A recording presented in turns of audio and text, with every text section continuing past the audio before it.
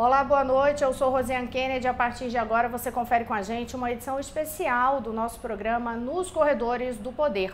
Ao longo desta semana você vai conferir entrevistas com autoridades dos poderes executivo, legislativo e judiciário, aqui pela TV Brasil e pela Rádio Nacional e emissoras públicas de todo o país.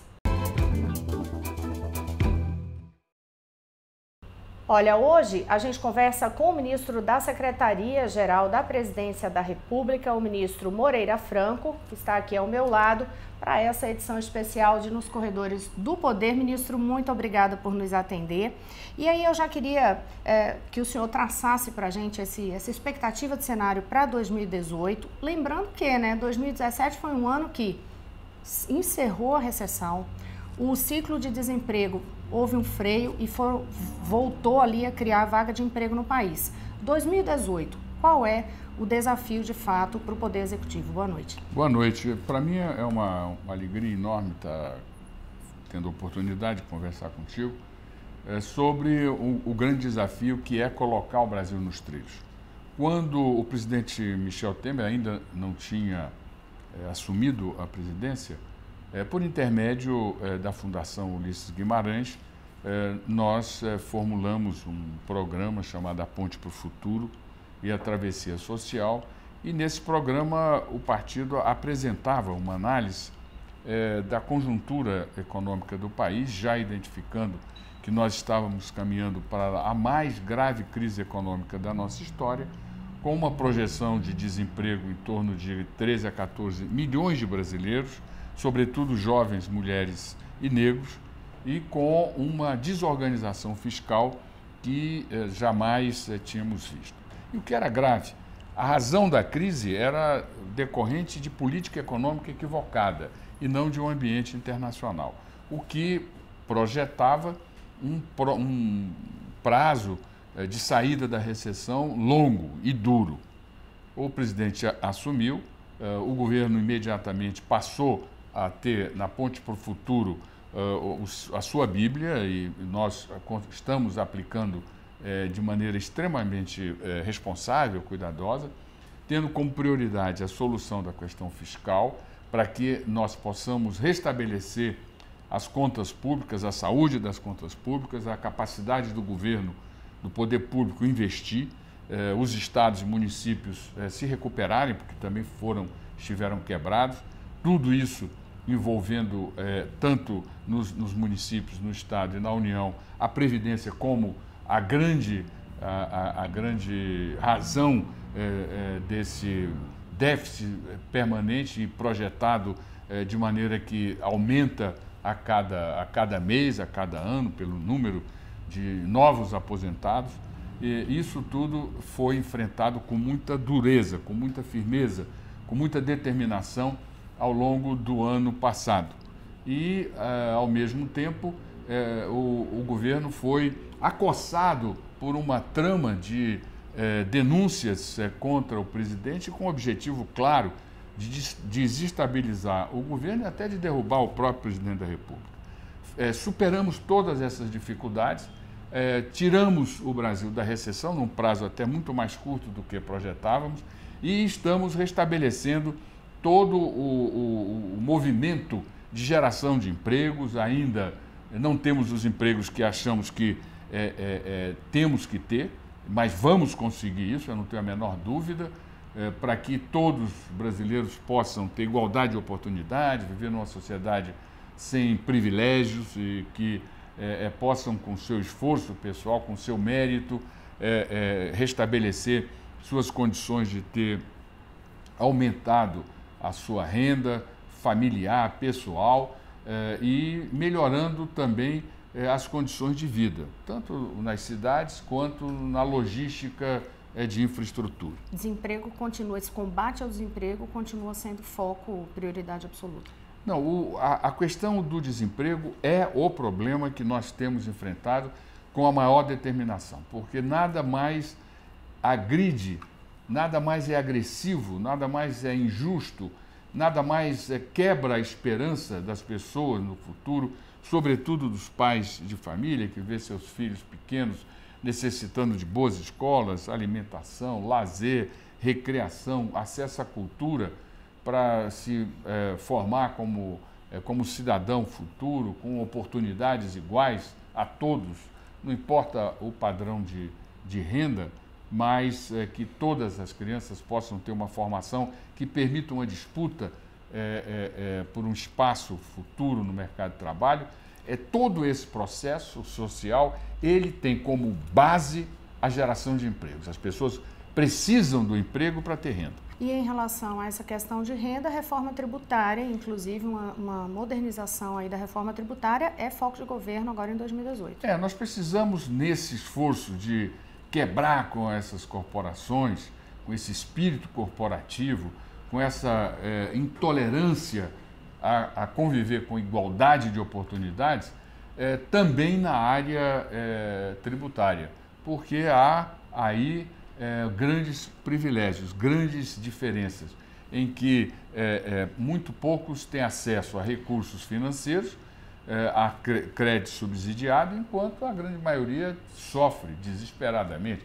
É muito difícil no Brasil você abrir uma empresa, é muito mais difícil fechar uma empresa, é muito difícil você ser micro e transformar-se em médio. Médio para grande é quase impossível. E não há possibilidade de nós termos uma sociedade democrática com essas barreiras ao mérito, ao esforço pessoal, à capacidade de trabalho, ao aumento da produtividade, à confiança de que cada um pode realizar muito mais como ser humano, para si próprio, para a sua família e, consequentemente, para a sua comunidade. Imposto sobre grandes fortunas. Toda vez que se fala em modernização tributária, dentro do Congresso Nacional esse tema surge de novo. Isso vai ser conduzido de que forma agora? Olha, eu creio que questões como essa, no mundo todo, elas são debatidas. E acho que, cada vez mais, o esforço que nós devemos fazer é substituir a ideologia pela matemática, pela aritmética. Não se consegue administrar a vida econômica, não se consegue administrar preços, não se consegue administrar custos pela ideologia.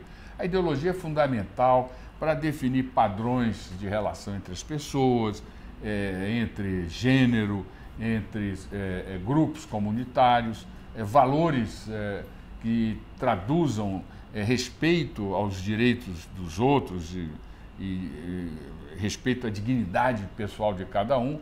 Agora, não dá para você resolver pela ideologia preço de produtos, não dá para você resolver pela ideologia possibilidades de crescimento. Isso são ações resolvidas pela aritmética, somando, dividindo, multiplicando, diminuindo, que você vai fazendo esses cálculos. Não é o dono de um mercado que impõe o preço de 1 quilo de arroz. O sujeito vai lá, acha que aquele quilo de arroz está muito alto ou que o arroz é de baixa qualidade, ele procura um outro para comprar a preço mais baixo e qualidade melhor. Assim é a vida. E como é que deve ser esse fio condutor, no entendimento do senhor, por exemplo, dessa modernização tributária? Olha, eu creio que nós temos que simplificar processos. Há uma volúpia administrativa, fruto do espírito corporativo, que você dificulta a vida das pessoas. Se você leva 20 dias para abrir uma empresa, por que não abrir em 2 dias? Se você, está entendendo, é uma pessoa séria, honesta, por que você tem que provar que é sério e honesto? Ao contrário, se você, está entendendo, agir fora das regras, você tem que ter mecanismos que sejam rápidos e eficientes para que você seja punido. Agora, o que não pode é se impor ao cidadão, antes de qualquer coisa, que prove ao setor público, através de cartório, através de papel, de requerimentos, de prazos, que você está agindo de acordo com as regras da lei. Ministro, eu vou aproveitar uma frase do senhor, sair um pouco de economia, depois eu volto de novo, mas porque o senhor disse o seguinte: se a pessoa é honesta, por que tem que provar que é honesto? Aí eu vou para o lado das denúncias, que o senhor até falou que no começo teve trama em relação a essa gestão. Qual o entendimento que o senhor faz sobre esse momento que o Brasil enfrenta de denúncias e sobre esta frase aí, a pessoa tem que provar que é honesta, não basta ser honesta, ela tem que provar que é honesta. O senhor acha que isso tem afetado o governo de alguma forma, ou até mesmo o senhor? Olha, eu acho o seguinte, que ações dessa natureza, o que se chama de compliance, de regras em que haja transparência, é fundamental. O Brasil precisa disso. O mundo todo vive, felizmente, dentro deste ambiente. E não só na relação do setor político, do setor público, mas você veja que existem também ações dessa natureza em organizações sociais, em organizações privadas, como a FIFA, por exemplo. O mundo do futebol, que envolveu dirigentes, empresas de televisão, coberturas, enfim, todos eles foram objetos de avaliação, de análise, dentro de regras que são definidas pela lei. No Brasil também se viveu isso, e se vive há mais de uma década, porque tudo isso começou não agora, no que se chama de Lava Jato, mas vem desde a época do segundo mandato do presidente Lula, que foi o mensalão. E essas práticas, elas têm contribuído e certamente contribuirão para diminuir substancialmente o nível de corrupção, de malfeitos no trato da coisa pública, o que é extremamente saudável. Mas nós precisamos que o Poder Judiciário, a Polícia Federal, o Ministério Público, instituições que estão bem definidas na Constituição de 88, Constituição que foi escrita, votada e aprovada pelo PMDB, que tinha maioria absoluta na Câmara e no Senado, consequentemente na Assembleia Nacional Constituinte, é fundamental que haja o cumprimento muito criterioso, muito responsável, para que evite essas atitudes que agridem com provas que não são legais, com procedimentos que não estão bem definidos dentro da lei e que enfraquecem o processo de apuração. Eu creio que este movimento, ele acabará, como tudo na vida social, acabará seguindo um curso normal, positivo, melhorando a qualidade da relação, melhorando o desempenho das instituições, fortalecendo, por consequência, o regime democrático. Então, eu sou muito confiante no resultado final desse processo, sabendo que injustiças, abusos serão e poderão ser no futuro cometidos, como foram agora. Se desvendou toda uma trama para derrubar o presidente da República. Felizmente, as consequências não foram atingidas por quem queria derrubá-lo, e com isso tudo contribui para dar ao processo como um todo, que é histórico, a mais segurança, mais compromisso com as regras que estão definidas nas leis e na Constituição do país. Olha, a gente vai continuar esse bate-papo aqui nessa edição especial de Nos Corredores do Poder. No próximo bloco, daqui a pouquinho, eu volto já.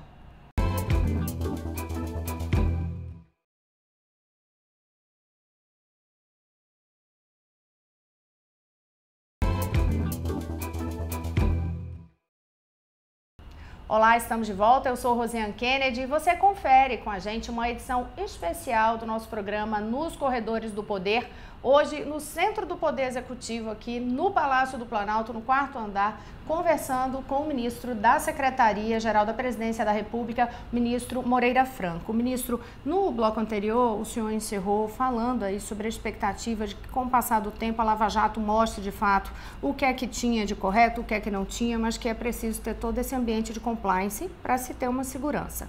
No entanto, isso tudo, esse cenário de Lava Jato, gerou em alguns momentos muita incerteza política, né? Inclusive naquele período de votações das denúncias na Câmara dos Deputados.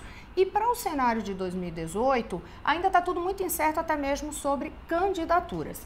O que é que eu quero saber do senhor? Eu vou voltar a falar de economia juntando com tudo isso aí. Porque, assim, a questão é, essa insegurança do ambiente político, essa insegurança do ambiente de denúncias, de alguma forma, no entendimento do senhor, causa algum temor, pode causar algum temor de volatilidade na economia?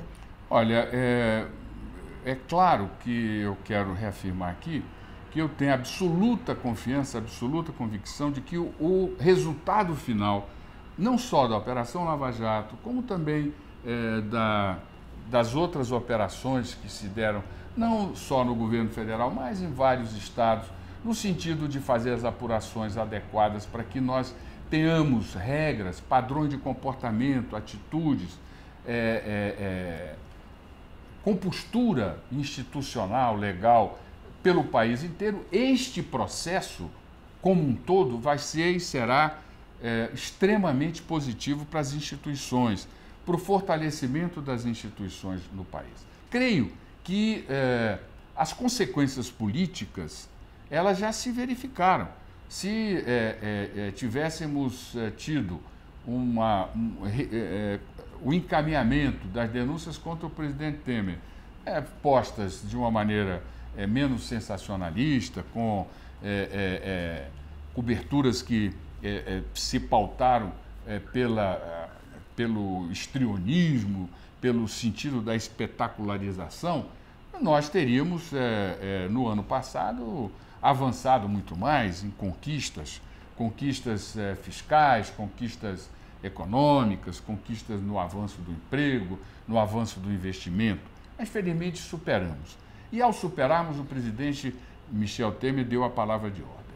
Aceitou o resultado, combateu, fez o bom combate e disse que agora é avançar. E nós estamos com um programa, porque se conseguimos restabelecer a capacidade de investimento do poder público, que estava absolutamente diluída em função da crise fiscal, e a determinação do presidente Temer foi de se pegar obras que estavam paralisadas, obras de grande porte, obras de médio porte, obras de pequeno porte, em todas as áreas da administração, então na área da educação, da saúde, da energia, do transporte, de portos, aeroportos, ferrovias, enfim, em todas as áreas que obras foram iniciadas e que estavam paralisadas, causando um prejuízo enorme, uma manifestação de pouca eficiência da máquina pública, retomarmos essas obras, fazer investimentos que garantissem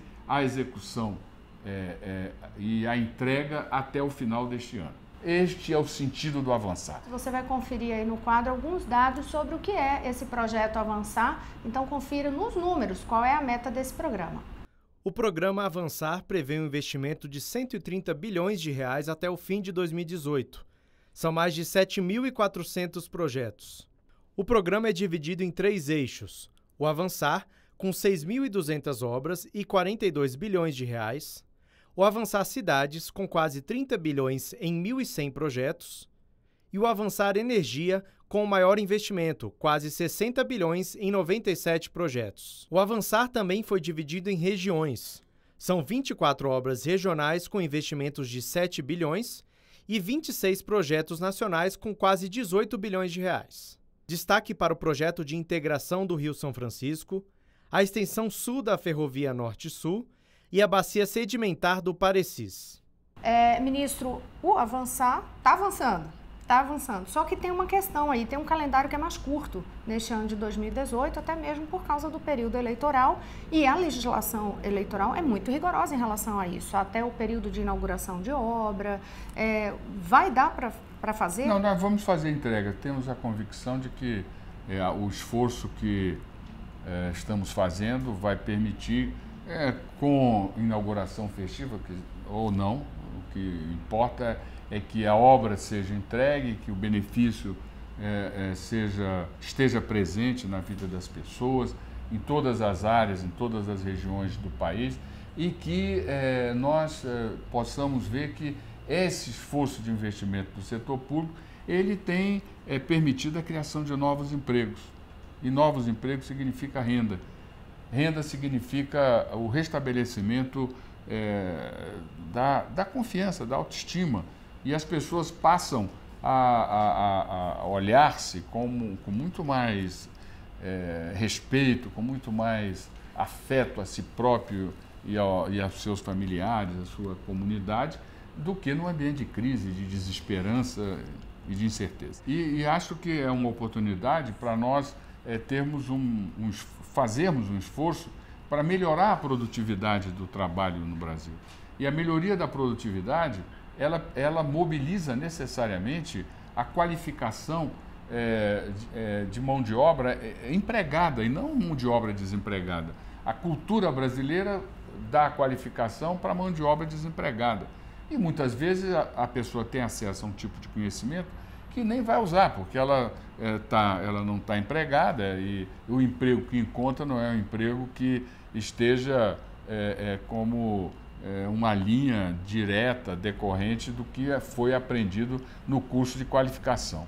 Então, para aumentar a produtividade, é necessário que se mude a política de qualificação, incorpore a qualificação na empresa, para mudar a cultura do empresário, que vai cada vez mais saber o quanto vale o conhecimento, uma mão de obra que saiba o que está fazendo, que tem capacidade de criar, de aplicar novas técnicas, novas tecnologias na produção, aumentando, em consequência, o volume produzido em um determinado espaço de tempo, e é o aumento deste volume que vai permitir preços razoáveis. Então, aumentar a produtividade no Brasil hoje, nós que somos a oitava ou nona economia do país, do mundo, aumentar a produtividade no país significa você permitir que nós possamos gerar mais riqueza para o conjunto da população. O que é que dá a garantia de que desta vez não vai ser aquele voo de galinha?